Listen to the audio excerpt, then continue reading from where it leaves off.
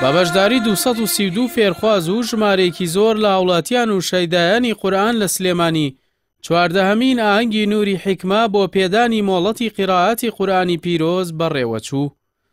فێرخوازان و مامۆستایان دڵخۆشن بەوەی لە خزمەتکردن بە قورئانی پیرۆز هەنگاوێکی تریان بڕیوە. ئەمڕۆ من سوپاس بەخوای گەورە 4 قوتابیم هەبوو، یەکێک لەوانە 10 بوو. ئیجازەی 10 وەرگرت. کەسێ لە ناو ئافرەتانەوە جەناب مۆڵەتی 10 بات؟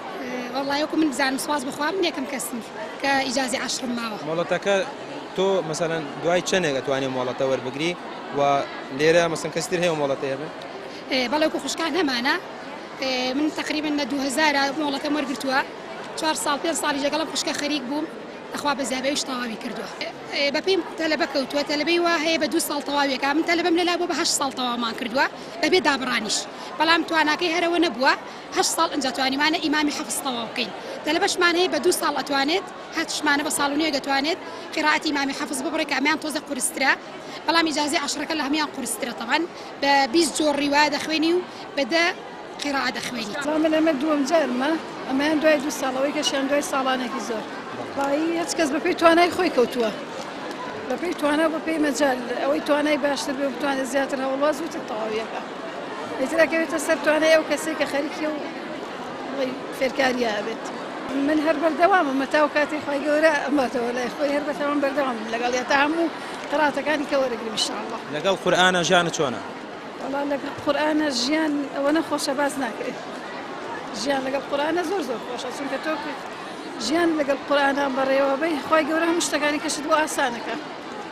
یعنی کە تۆ خەریکی ئەوە بی کە بەردەوام لەگەڵ قورئانە بی خۆی گەورەش بەپێی کاتەکانی خۆت هەموو شتەکانە بۆ ئاسانەکە بۆ سەهلەکە.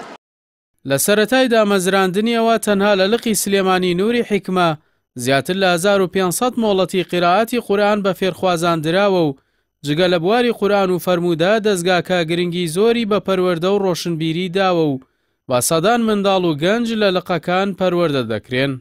الحەمدولیلاوی کە هەوڵمان ناوە لە حیکمە و لە غێری حیکمە، چۆن ئەمە ئیجازەیە مەستەنەدی متەصیلە گەڕێتەوە بە پێغەمبەری خوا صلی الله علیه وسلم، ئەبێ چۆن ما وەرگرتووە بیگەێنی. من لە مامۆستاکەم وەرگرتووە، مش هەیەم بە قوتابەکەم عینشت نابێ حرفێ غونەیە شتێکی کەمتر بێ، بەم شێوە وەرمانگرتووە لەبەرەوە ینی هەوڵمان ناوە بۆ پارێزنی با بڵین ئەگەر صح التعبیر کوالیتی ئەم خوێندنەوەیە ئەم قیراءانە. الحەمدولیلا مامۆستایەکی زۆرمانەیە، کەنجین مامۆستای ماندوونەناسمانەیە، یعنی کو جوندی مەجهول کارەکەن لەم مؤسساتانە و هەر لە فی سەبیل الله. دەستگای نووری حیکمە بۆ پڕکردنەوەی بۆشایی پەروەردەی و ڕۆشنبیری لە ساڵی 2007 لە هەولێردا مەزراوە و لە ساڵی 2009 لقی سلێمانیش کرایەوە. ئێستا لە زۆربەی شار و قەزا و ناحیەکان لقی هەیە و بە سەدان قوتابی و مامۆستاتیاندا سەرقاڵی فێربوون و لەبەرکردن و ڕاوەکردنی قورئان و پەروەردەن.